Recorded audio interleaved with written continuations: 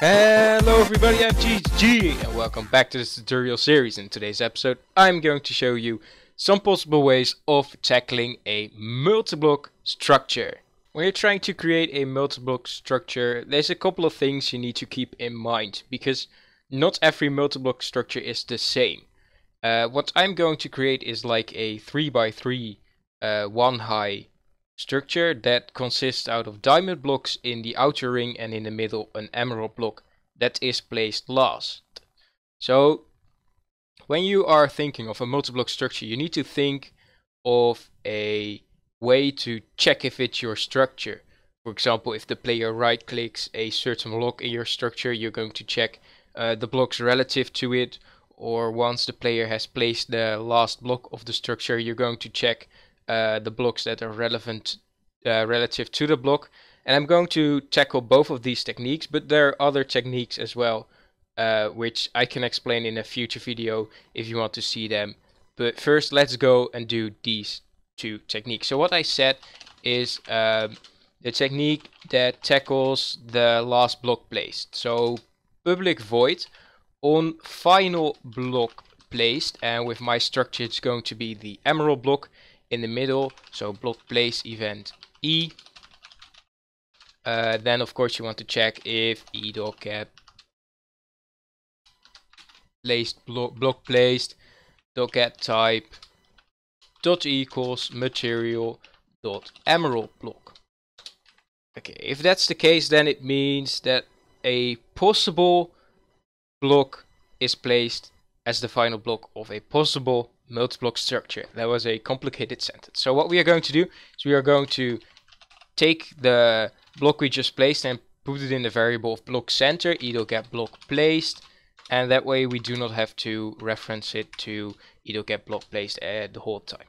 So what I'm going to do, as I told, I want to have a ring around my emerald block, and to do that I can actually do for int x equals -1, x below 2, x plus plus, so plus plus means an increase of 1, of course, you know that. And I'm going to do the same with int z, because we do not need to check the blocks on another y level, because I'm only going to make it one high, so I do not need to change the y value.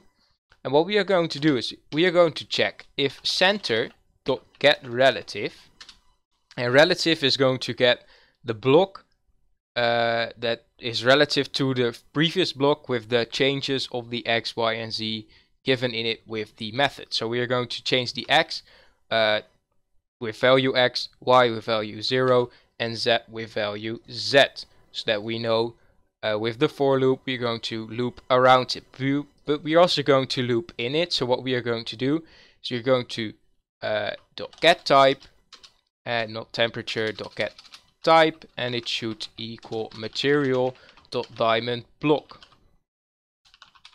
But we want to check when it's not a diamond block, and it should only be a diamond block if x is not equal to 0 and z is not equal to 0, because if they're both equal to 0, then that means that the thing in the middle is also a diamond block, and it shouldn't be. So we are going to return out of this method. So what you can do with this, because now we have checked whether the... So what we do is we get the final block. Let me just point it out. Final block. We check for the structure. Check structure. Of course your structure may look different. And then you... so final block placed over here.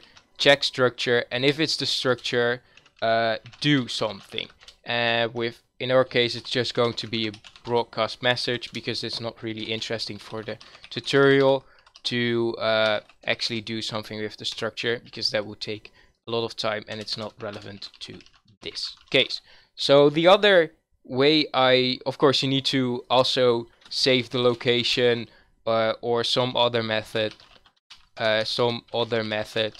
to keep track of your structures,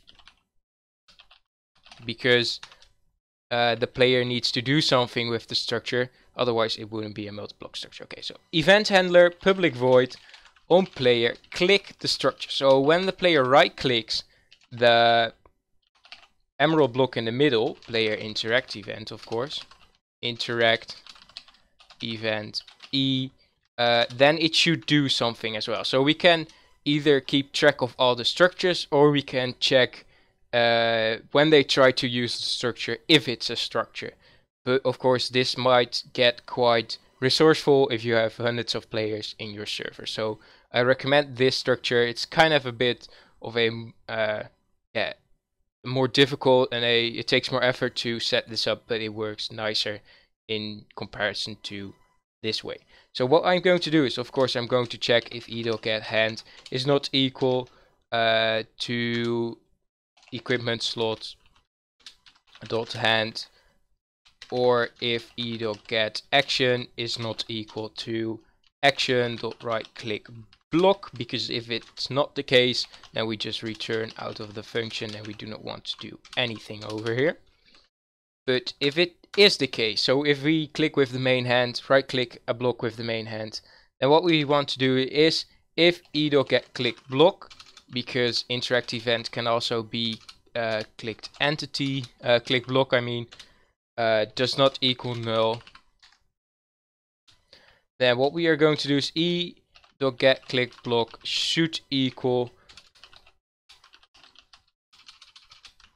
to of course to material dot emerald block,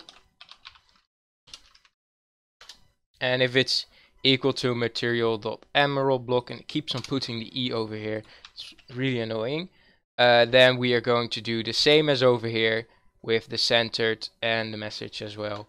You can just make a general method for that, and what I'm going to do over here should be clicked block, and over here it should be structure activated. So there's multiple ways of tackling a multi-block structure. You can either do it with the player interact event or the block place event. Of course, with block place you also need to have a block break event to prevent players from placing down only the blocks that they think are needed, and then they need it for the multi-block structure, and then breaking down the other blocks so that they can only use the multi-block structure without actually being a multi-block structure.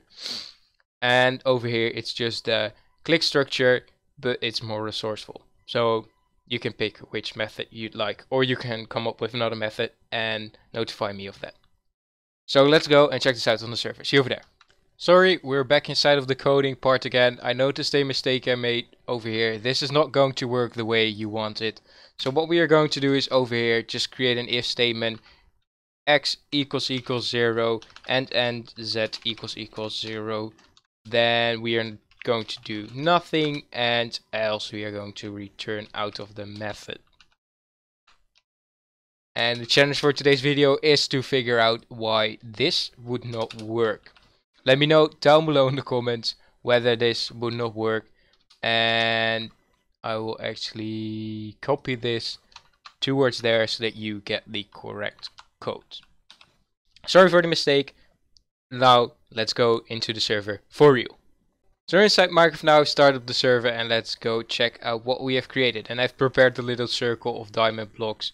And if I place in the emerald block, as you can see, generated structure. If I now right click the structure, because we did both methods, it says structure activated. And if I remove a block over here, I can't activate the structure anymore. Neither can I create one. And that's it for today's tutorial video. I hope you enjoyed. If you did, leave a like. If you want to see more, subscribe. If you got any feedback or suggestions, down below in the comment section or in the description box, you will find a link to the Discord channel. Just a couple more members for 100 members. Hope to see you over there. Thanks for watching. See you next time. Bye.